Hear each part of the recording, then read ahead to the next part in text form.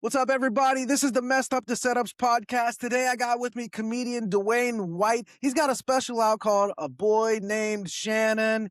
We're going to hear about his journey into comedy. This dude's almost been to all 50 states. How did he make that happen? Stick It's all messed up, yeah. Everything's messed up. We're going from this mess up to the next setup. Everything seems so messed up, but it's just our setup. around. Everybody, this is the Messed Up to Setups podcast. I'm comedian Michael Halcomb. With me, comedian Dwayne White. Dwayne, how's it? Hey, it's going good, man. Thanks for having me. I'm excited to be here. Yeah, man. Good to have you on. Before we hit record, we were talking about Hawaii, and you're about to head to Hawaii. So Yeah. tell us a little bit about why you're going out there.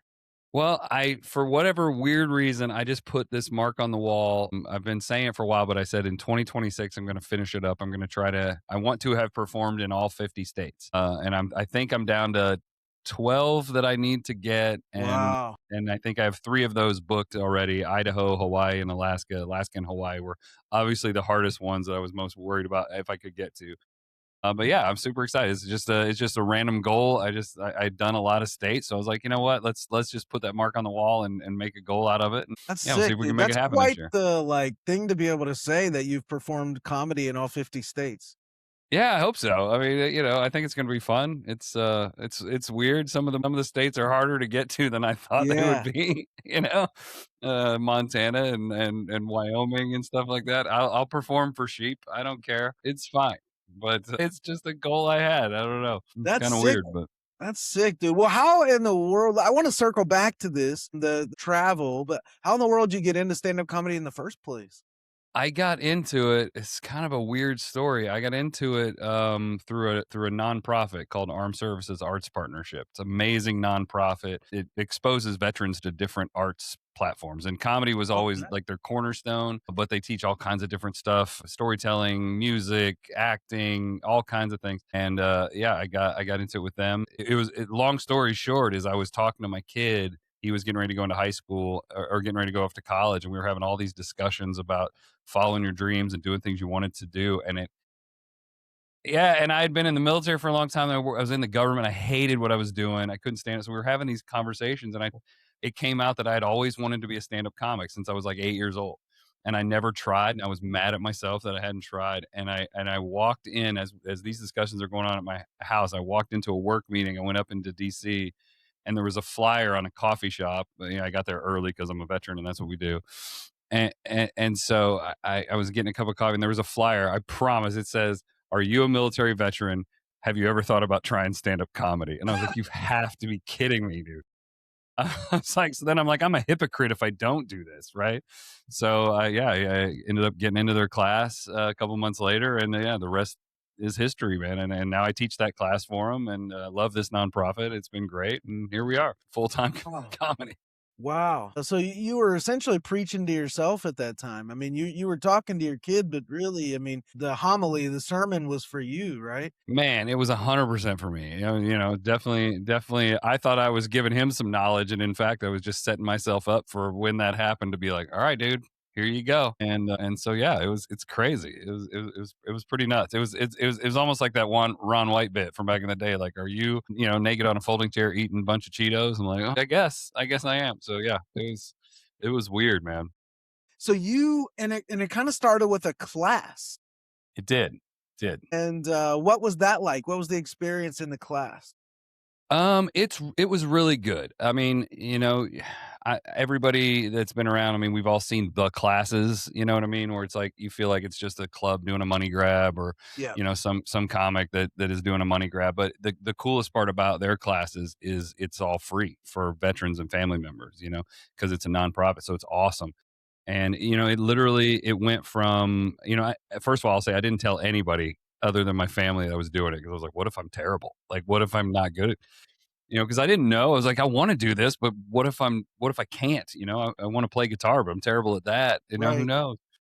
But it was great because the class is so well built. It takes it down to the first 2 weeks. We're just basically teaching people what is a joke, how to mine for material, how to do stuff, and I think it's different than most comedy classes where it's just like, "Hey, pay us a bunch of money, do 5 minutes in front of us, and we tell you that you're bad." I mean, that's the majority of comedy classes, but it was really good. It was life-changing, and it's really focused not really on making comics, it's focused on community, and so, 1 or 2 people continue for a while, usually in every Right. class, but, we're not trying to make people, full-time comedians and stuff like that. In fact, we try to discourage that a Right. little because it's not an easy life. Yeah. So you say you teach the class now? Yeah, I teach that class now, so Right on. it's a great time. So just finished one up in October. Yeah, late October we finished one, or the last one that I taught up, and then they do their graduation show at the DC Improv here in town. It's a very cool time. I feel like, I'm an educator, just I have been my whole, like, adult life anyways, and I've always felt like coaching or teaching, like, makes you a better practitioner of the thing, right? 100%. Yeah, for Whether it's sure. basketball or soccer or writing a sermon or, Yeah, like, studying the Bible or, like, stand-up comedy, like, writing yeah. jokes, like, I feel like teaching somebody to do that, like, from inception to finish, I feel like it has a way of just making you better, It right? does. I think for me, it's like it reminds me of all the things that like I'm telling them how to mind map. I'm telling them how to build a premise and then work that into jokes. And it's like, and it's every time again, I feel like I'm preaching to myself, right? Because I get in there, I'm like, oh, I need to do this. I need to do this more. Why am I not mind mapping every day? Why am I not, and it's like, okay, figure it out. So it seems like every time I teach a class, I end up writing a new bit myself. So, Right. I Yeah. kind of like it. Well, It's really good. that's one of the sort of intangible payoffs of being a Yeah. teacher, right? Yeah, for sure, for sure. So I've been teaching I just did it for the first time here. I taught a 2-day high school. It was like a comedy camp. They ended up calling it a master class. Initially, that Wow, was comedy camp for high school kids at the local theater that here. sounds horrible. Dude, it was amazing, dude. I'm joking, it sounds so fun, but just hanging out with high school kids, it's, the empty nester in me is like, "Never again, never Dude, forget, right. never forget." We even had one, girl, a 6th grade, a middle schooler, dude, she killed it, it culminated in a, like, showcase, and dude, That's they awesome. did so good, but I also teach joke writing at the college level, like, Okay, in my comp classes, so I'm teaching joke writing at least 2 days a week, which is really fun, so you get to do that with high school, middle school, high school, college God bless you students. Yeah, for dude. dealing with middle schoolers, you are a saint. I did not like my middle schoolers, my kids when they were in middle school, and I don't like any middle schoolers. I just want to point that out there. So for you to do that is you have the patience of Job, my friend. That is insane. But the So body odor and just bad jokes that must flow. yes, but, yeah, despite all the challenges, dude, it's been good, and I feel like it's just made me sharper, and there's something too, like, the confidence level notches up when you teach somebody how to write a joke, Yeah, like, so these kids, I got 10 hours with them, right? These middle and high school kids, they knew nothing how to write a joke.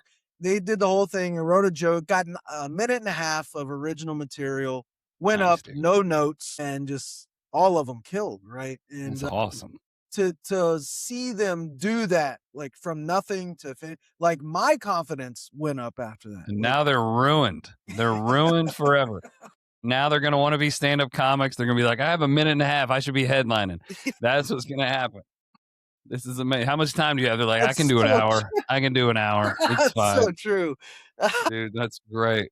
That's good. Well, God bless you for taking that one for the team. That is Man. amazing. But no, you're right. It is confidence producing. You're like, "Okay, I understand what I'm doing," or Yes. one of the greatest feelings on the planet is when you've given someone a joke, like a tag, or you've Yes. reworked their joke and you see them take it in front of an audience and it crushes. You're like, Yeah. I gave that to them. Yes. It's almost as good. It's really close to as good as when your jokes hit. You know what I Right. mean? It's Right. it's almost there. You're like, yeah, all right, cool, that Yeah. worked. I saw that. I grabbed it. I gave it to them. Absolutely, it's the best. It's the absolute Yeah, best. man. So are you in the DC area? Where are you? Where are you I located? am. Yeah, I'm about 30 miles south of DC in Northern Virginia, so, we call it the DMV, DC, Maryland, Virginia, so Okay. it's the area. It's not the bad place where people go and wait for hours to get a driver's license.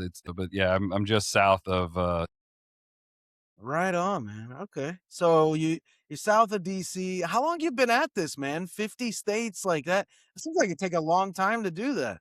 not that long. Is I that lied we about it for a long time. I've been in the game really for about 6 years, 6 and a half Wow. years. Yeah, and so I hate saying that because it's like, there's all these misconceptions of time, but Yeah, I what I agree, will dude. say I I agree will say is totally. I worked my butt off when I first started, I mean, I still do, but I mean, it wasn't like it was like finally getting to do what you wanted to do. So I was out as much as humanly possible when I first started. In fact, it caused a lot of strife in the family because they were just like, "Oh, Dad's got this new hobby that's taking him away all the time." Like it's not a hobby. Right. They're like, "It's a hobby." I'm like, "It's not a hobby." And it was fine once they figured that out. But at first, they're like, "What's going on?" But I went in hard, hard early. Like I was out as much as I possibly could be. And then even and then when COVID hit, for example, I was like, a lot of people were like, "I'm not doing comedy." I was like, "Dude, I'm doing 7, 8, 9 mics a day in my basement." Right. So I hate talking about how long people have been in the game because I agree, dude. Yeah. someone's been in the game for 30 years can be terrible. Someone's Yeah. been in the game for 2 years can be amazing. I mean, Yeah. it really depends on their effort level and their talent. You know I what I mean? agree, dude. I think there's a huge misconception surrounding time. But I mean, to get to 50 states in 6 years, that's almost miraculous, dude. That's Yeah, incredible. it's been cool. I mean, the East Coast is nice because you can go to a lot of places out here, right? So it's pretty easy to get to, Pennsylvania and stuff like that. And then I got hooked up a few years ago with like Bar Comedy USA, which they have shows all over the country. And two things for me: a, I get to go places that I haven't gone before, and two, I got to do hours. So it was really helpful to develop in that sense of just going out and it's such a good training ground because it's a bar show. You never know what's going to happen. Right. It's crazy. So all those things are really good training grounds for comics and stuff like that. So that's been helpful, both getting me to new places and giving me the ability to work long sets. Yeah, absolutely. So, like, do you have a writing routine or you like wake up, you're on it? Like, what's that look like for you? Is it just like when inspiration strikes? I wish I could say that I had a writing routine. I do at times. It kind of ebbs and flows. I think it probably does with everybody. When I'm on the game, when I'm really, really on the writing game, I'll wake up in the morning. I'll do like a morning pages thing for like 15, 20 minutes where I just kind of free write and whatever comes, stream of consciousness kind of stuff. I like doing that. And then what it normally looks like is I'll have an idea, something will pop into my head that I'll drop into my phone, and Yeah. then I run an open mic here on Tuesday nights. So Tuesday is kind of the day where I'll go through and dig through my phone and scribble some stuff out based on one of the ideas I had, and then try to take it there first because it's an easy place for me to go work out. But and then okay, hey, if it has legs, I'll come back and I'll try to write it as a good joke type material. Yeah, I mean, it's. I'd love to say I'm so disciplined. I do it every day, like Seinfeld or something. But it's it's kind of a mix of discipline and motive and inspiration, I guess, Right. for me, depending on the time. And it's I mean, honestly, it's what's that? I was just gonna say the majority of comedians I talk to, this seems to be how they operate. Yeah, I mean, we want to, and I know the fact that the thing is too, and we all know that if we do it every day, it gets easier and it gets better. You know what I mean? So I try. The hardest part, what seems to happen is I get a ton of ideas when I'm traveling and on the road, and then I can flesh them out once I get home. Because when I'm out on the road doing shows, I feel like a lot of times I have a harder time being creative with those shows, 'cause you want them to be great, you want them to be awesome shows, but, it's and so when I'm home, I can kinda play around a little bit more, and I feel a little more free to mess around, and I'm not gonna trash a show or something like that. Yeah. So one of the questions I love asking comedians who come on here is, so let's imagine somebody's watching or listening to this, and they're thinking, they're like right on the cusp of like doing stand-up comedy. Like, Yeah. what's your one, two, three best pieces of advice for them. Do it. Just go to an open mic and do it. It's scary, it's weird, you're gonna feel uncomfortable, but it's okay. You're gonna be fine. You gotta just find a mic and go do it. And if you're nervous about it, go just watch the open mic Right. for a couple of weeks, and you'll see That's great. there's gonna be plenty of people that are way worse than you that have been doing it for a lot longer, and it's gonna make you feel okay. You know, you're gonna be like, "I can do this." You know, just taking that mystique out of it, you know, because we're all nobody knows how this stuff starts until you get into it, right? And Right. then they break you out. But, you know, I do recommend if you can find a good class, it's not just a money grab, grabbing a class. But then what I tell people all the time in our classes is become a student of comedy, man. Watch Yes. comedy, watch it, look at it, Yeah. listen to it. You know, you'll start hearing things. You'll start seeing the tricks that some of us, you know, that we use sometimes. You know, some of the techniques that you might not be able to name them, but you go, oh, okay, that's, you know, they say two things, then one weird thing. Okay, Right. cool. And, you know, you'll start seeing all those different things. Yeah. So, I mean, just student comedy and just honestly go do it. That's what a buddy of mine told me to do. I met a comic on a cruise ship one time. I was like, "Hey, I've been thinking about it. What do I do?" He's like, "Dude, you just got to go do a mic, and you'll see what happens." Right. And yeah, it's crazy how and you know, after a while they'll accept you into the group and you'll be okay. You're gonna make mistakes. It's gonna be okay. You know, listen to the people that have been around and a little bit and you know, not everybody, don't listen to everybody. Yeah. There's a lot of terrible people out there, but you'll figure out who's good and bad. The advice too of becoming a student, and then, like, as we were talking about earlier, if possible, become a teacher, right? Yeah, Like if you know, study how to write a joke, then try to teach somebody, like whether it's your spouse or yeah. a friend or whatever. Because if you can explain that, then you understand it, right? Sure. Yeah. Hey, this is funny because they're doing X, Y, and Z. This is how they built the surprise. This is how they built the tension. Right. When you can explain that, it might take some of the mystique out of it, but at the same time, it to know why it helps you later. You're like, why isn't this thing working? Oh, I should do this thing that I did over here, or I should do this thing that I saw so and so do. You know, it definitely helps you out for sure. Yeah, definitely. So you've done all this traveling. Yeah. What's some of the one of the wildest experiences you've had while you've been out on the road as a comedian? My gosh. Well, from a good standpoint, I mean, I just got back from my second overseas tour. Absolute blast. Yeah, the last 2 years I've spent Thanksgiving overseas in Poland doing Armed Forces entertainment tours. So Wow. those have been an absolute blast. I mean, especially being a former military person that's like been on the other side of those, it's just been absolutely amazing. I mean, just to be able to hang out with the troops and to hang out with the comics because both times there were four of us on the road. It's just four comics touring around Poland. You know, just having an absolute. I mean, my stomach hurt from laughing so much both years. You know, and so it's an absolute great time, and I learn a ton from them, and you make great friends. You know, and it really helped me out a lot, like career wise, even just meeting some of these folks that have contacts out in LA and things like that. But just an absolute great time just going over there and telling jokes for the troops for like a month at a time. Is incredible. Wow. So that's been really fun. That's been really, really, really fun. So you're So going to like US like bases, I assume? yeah, US bases. There's a few. It's most the audiences are mostly US. Some of them are on like Polish bases, but yeah, it was all four American troops for the most part. And then this time, one of the people that I'm real good friends with that we tour together and stuff all the time, we peeled off and did a show. After that, we went to Luxembourg and did a show over there. She's trying to do yeah, it's my touring partner. She's awesome, Renee Percy. She's where I'm trying to hit a bunch of states, she's trying to hit countries. So she's a little more international than I am. She did her 20th country, I think. Yeah. I came home and she went to Paris after Luxembourg and did her 20th country. So it's pretty crazy to see. So yeah, it's kind of fun. I think we both Wow, have is she that weird. multilingual? Like, how's that work? Not really. No, I mean we did the Luxembourg show was all in English. I think all her comedy is in English. I mean, she speaks a little French. She's actually from Canada, but originally, but yeah, everything's in English. And so a lot of these countries I'm finding out have pretty large expat communities that want Mm, English comedy. So I might have to start widening the aperture a little bit, there getting you away from go, the dude. states and heading over. Wow. What But what have yeah, been it's some of fun. the struggles with, like, being on the road like that and traveling? Well, I mean, it's tough, man. It's a tough life. Everybody thinks it's glamorous. We go tell jokes and we stay up all night partying and hang out, but it's usually you got a 6 a.m. flight to catch to get to the next gig or get out of town or whatever. Yeah, I've had the bar shows especially. You never know what's happening. Those are the fun ones that.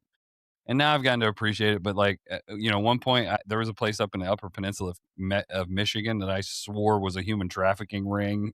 I was like, I don't want to be here anymore. Yeah, I may have put in a anonymous tip to the FBI. It's the whole thing. It was crazy.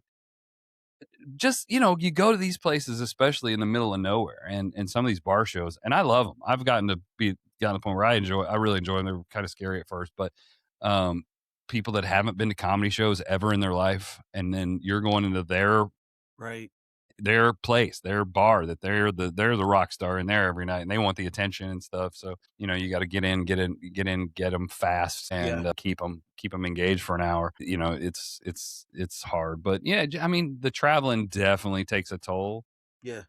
I was lucky in the military; I had a lot of experience traveling and stuff, so it helped me out with you know all that. But yeah, it gets old after a while when you're trying to get to a gig and then, your luggage gets lost and you're like, Right. well, I guess I'm going to Target and buying some clothes for my weekend in Des Moines. It's insane. Yeah. Wow. Yeah. Interesting, man. Yeah. Take everything you hate about travel and do that for 50 weeks a year. Rough, And dude. that's it. But I mean, and I say it's horrible, but I mean, I really enjoy that part of it. I think, Taylor Thompson's the last one I heard say it, was that if you can do anything else but this, do it because the road will kill you. And it takes a special kind of weirdo to enjoy being on the road like we are, Right. so it is what it is. In your performing, are you doing much crowd work, especially like in the bar settings? Like, what's that look like for you? Or are you not really into crowd work? I do some. I don't love to do it necessarily, but what I will say is I do in the bars, especially. Don't do a lot of it because it's a dangerous thing. You can get lightning in a bottle, and it's great. But sometimes you open that can of worms and they will not you can't put it back in the can Right. sometimes. So they get crazy on those bar shows. They're like, "Okay, he wants to talk to me. Let's talk." I'm like, "No, no, no, no, no."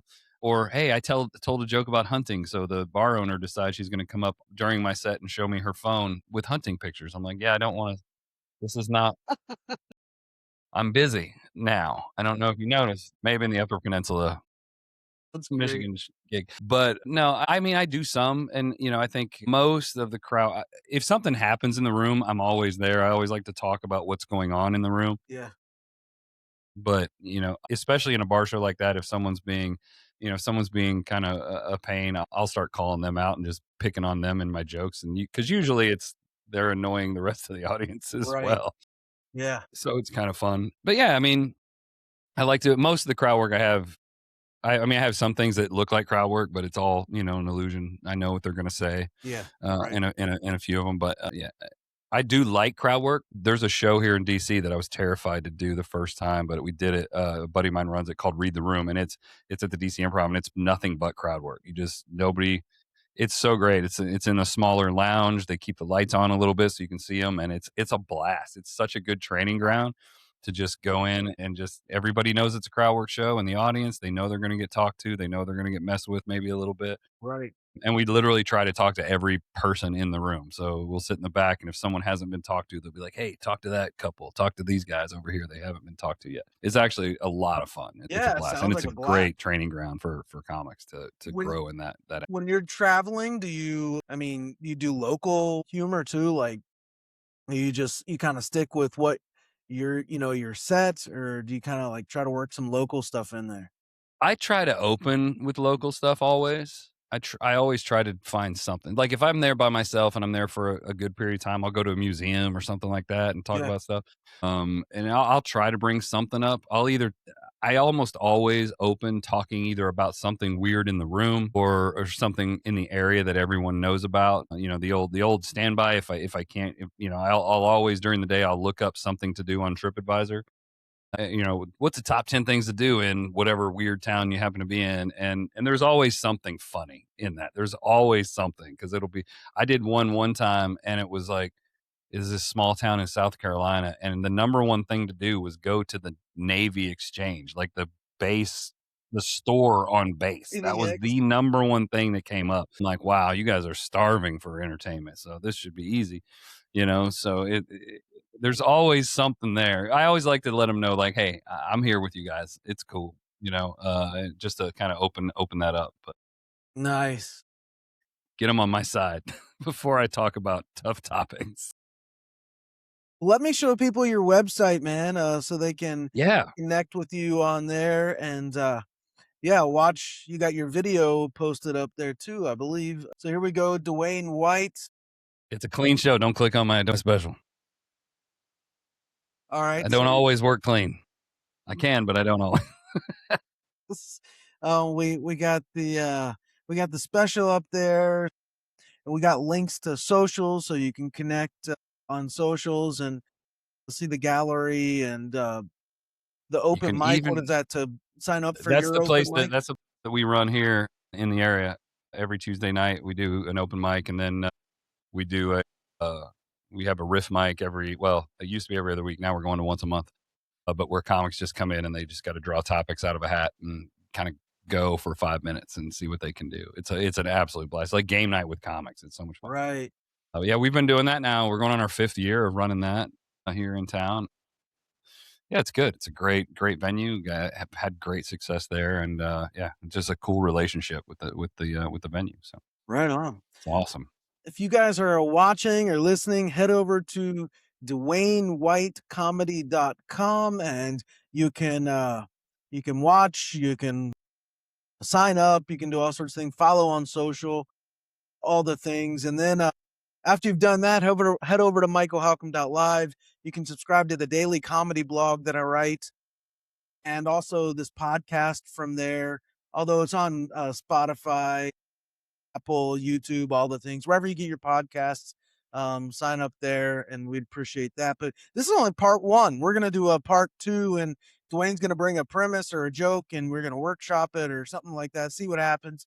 So make sure you're subscribed so that you're ready, you know, when that one drops, right? Dwayne, dude, this has been really fun, man. Thanks. Thank you, man. It's a blast. Yeah. All right, y'all. We are gonna wrap up part one here. Again, subscribe and stay tuned for part two. Yeah, we're gonna stop there and say we hope that helps. It's all messed up, yeah. Everything's messed up. We're going from this mess up to the next setup. Everything seems so messed up, but it's just our setup.